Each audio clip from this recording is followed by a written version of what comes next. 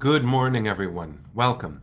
My name is Menachem Creditor. It's my honor to serve as scholar in residence and rabbi for UJA Federation of New York. We bring you Torah and music, blessing, and community every weekday. We've been doing so since March 18th, 2020. Today it is Wednesday, August 26th, 2026. What a gift to be present with all of you on this very special day, which I'll explain in a moment. Barbara and Susie, good to see all of you. Journaler, I'm not sure what your first name is, but really good to see you here. Jonathan, Aaron, Penny, thank you. It is broadcast 1621. Good to see you. Hi, Barbara. Katie, Boker Tov, Jody, and Barry.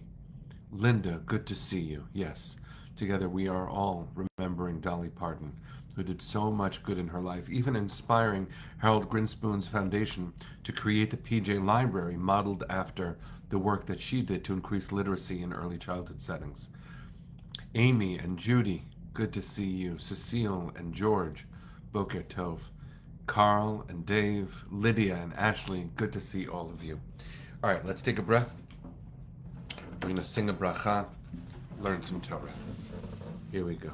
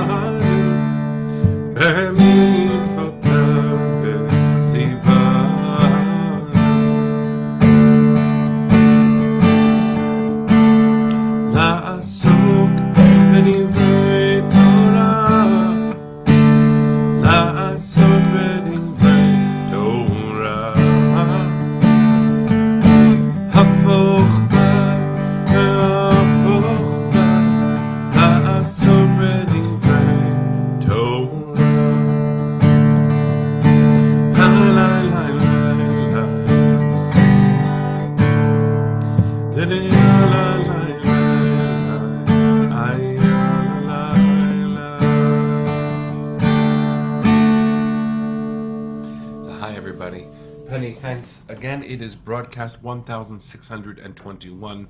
I wanted to dedicate this Torah portion in two directions. One of them is to the legacy of Dolly Parton, Zichrona Livracha, who did amazing good and whose song, Coat of Many Colors, should be considered American scripture.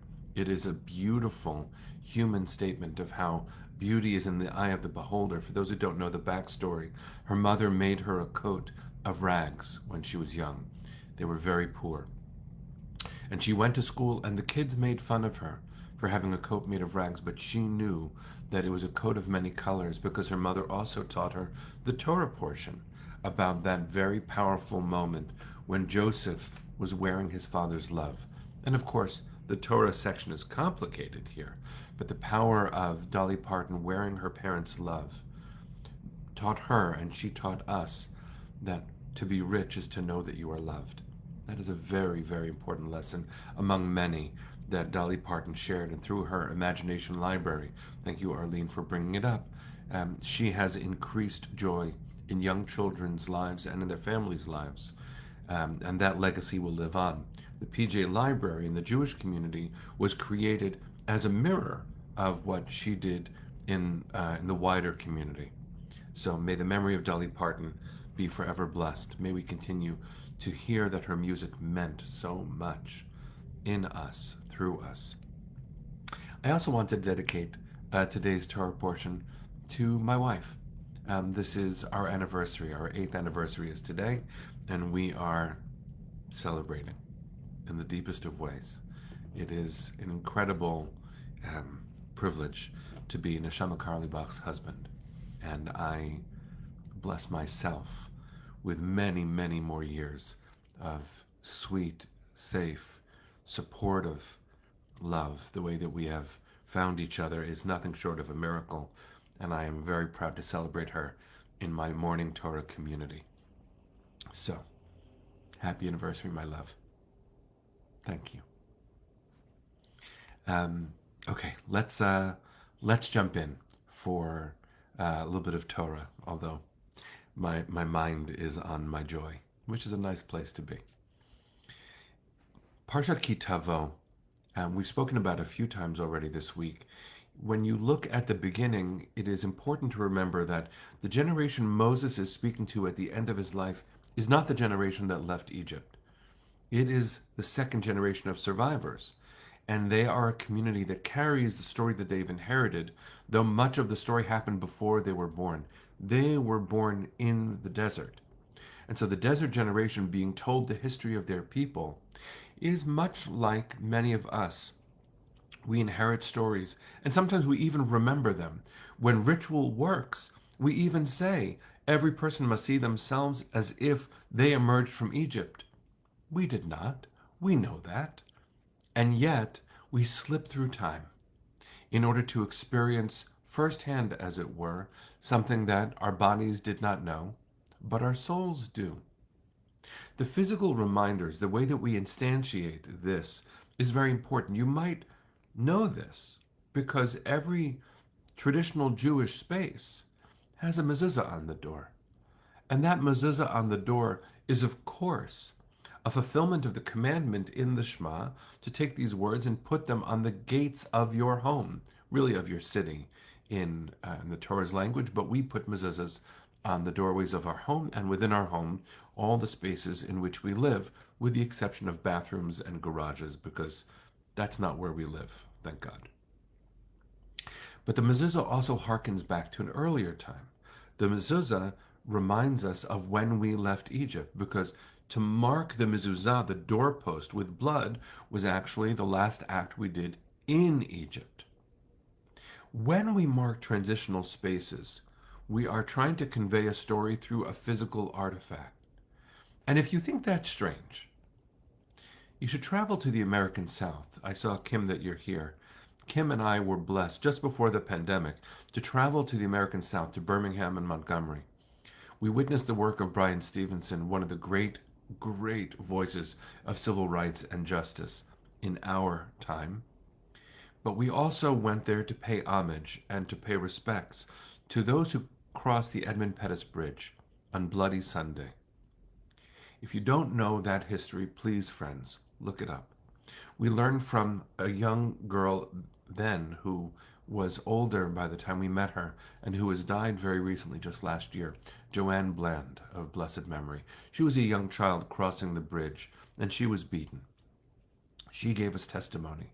We asked her so many questions, including there is a movement afoot to change the name of the Edmund Pettus Bridge, where terrible violence was committed by the United States government, by the National Guard, against protesters, peaceful protesters, including Joanne and including Congressman John Lewis of blessed memory. That moment, that Kim, yes, for me too. What a blessing to have met Brian. And the museums there are a must visit. We should definitely make sure to make this a recurring trip for American consciousness. It's something that we, I think, have been paying less attention to, but certainly need more attention to. Each one of the artifacts that we saw and the conversations that we had with living witnesses changed us. But what happens when the witnesses aren't there anymore? We just lost Joanne. Who will tell the stories? Well, it must be upon us, the generation that did not see it ourselves, but earned the story and earn the story with every action that we take. When we crossed the Edmund Pettus Bridge, which, by the way, Joanne said, I don't want this to become the John Lewis Bridge, even though he deserves such honor. I didn't get beaten on the John Lewis Bridge, she said. I got beaten on the Edmund Pettus Bridge. And the way that we tell our history, that we have to cross landmarks that make us pause and sometimes make us cringe in pain. When you cross the Edmund Pettus Bridge, you go to the left, and there's a little grassy area set up with monuments to the heroes of the civil rights era. But very interestingly, there's a big flat slab of plaster, and on it are written words from the book of Joshua about having crossed the Jordan River. You read that after you cross the bridge over the river in Selma. And it is powerful to hear these words from the book of Joshua about generations later coming to see what this generation knew. But what you might not know is that this comes from this Torah portion. In Deuteronomy 27, verse 2, it says, I'll just read the English. As soon as you have crossed the Jordan into the land that the Eternal your God is giving you, you shall set up large stones, coat them with plaster, and inscribe upon them all the words of this teaching. When you cross over to enter the land that the Eternal your God is giving you, a land flowing with milk and honey, as the Eternal, the God of your ancestors, promised you, upon crossing the Jordan you shall set up these stones about which I charge you this day on Mount Ebal, on the mountain, and coat them with plaster. And coating them with plaster is an ancient way of protecting it from the environment so that later generations will be able to read clearly what happened. Each of us is a channel of our history, and each of us is also an inheritor of all the history that's been channeled into us. There are things that you and I have experienced that generations from now will only read about. This is the 25th anniversary of 9/11 coming up. My children don't know from their own experience, but they know from mine, and they know from countless other testimonies that have been given to them. In 25 years, there will be an entire generation born that did not live through October 7th. I'm 50. I wasn't alive for the 6-Day War, but I can talk about it, sometimes feeling, as Rabbi Abraham Joshua Heschel wrote, that history and I are one. I owe that to all those who taught and told and testified, because after all, as the great Elie Wiesel says, to be witness to a witness makes one a witness. So we are in a moment, friends, in our Parsha, because it tells us one day we won't be here to tell our stories. We have to find a way to encode them, and our way is not with plaster. That was an ancient technology for preservation of testimony. But we have countless ways to make sure that our story is encoded and told, etched into the consciousness of our people. Some of us do that through writing. Some of us do that, as my wife does, through glorious spiritual singing. Some of us do it through leadership of community. Some of us do it with robust giving. Because when you support something enough, you can offer that cause, an organization, be it UJA or another, the ability to be strategic and to try to encode its values in a way that will last. Because we are not here to make a difference only right now. Moses tells us because he won't be there with us when we cross into the land. He, and it might be God, the shifting pronouns in the book of Deuteronomy are their own story. Sometimes we see Moses conflating God's perspective and his own. That's a very powerful thing for us to consider for another time. But Moses knows that he won't be there, and he knows that we need to remember. So he impresses upon us with rhetoric. He impresses upon us by commanding us to write it down, to bear testimony. And so, friends, I want to encourage us to do the kind of creative expression that is natural for each of us. That will differ person to person. But I also want to encourage us to receive the testimonies of our ancestors. For some of us, especially those of us who were in New York on 9/11, I was, this is also a lesson for us this year. That vulnerability and that attack led to a kind of unity in New York I had never experienced, and that story needs to be told. It really does. It feels so long ago, and galaxies of emotionality and civic cohesion away. But that's what we became when we knew that we were one. So I want to bless us. I want to bless us. In the way, Amy, I'm just going to quote you. That's a beautiful thing to share. Amy just wrote, I homeschool, and I'm grateful my kids learned about 9/11 while my tears fell, as it should be. May our tears be fewer moving forward, but where they have been prompted, may we allow them to flow so that both the sad and the triumphant experiences that we have had as individuals, as families, as communities, as a people, may we transmit them well enough that our children remember. That's our job. Plaster is the old technology. Zeros and ones, in some ways, are a newer way of doing this. We have to make sure that history is preserved and testimony is taken seriously. It is a sacred responsibility. And I bless us to learn from this Parsha, from heroes like Brian Stevenson, from friends and beautiful parents like Amy, and like each of us are expressing right now, to know that we are channels of sacred testimony. And it's not should we share it, it's how we will effectively share it. Thank God we take this seriously. May future generations learn from the good decisions that we make about testimony today. So let's take a breath, send our hearts to the east, and sing.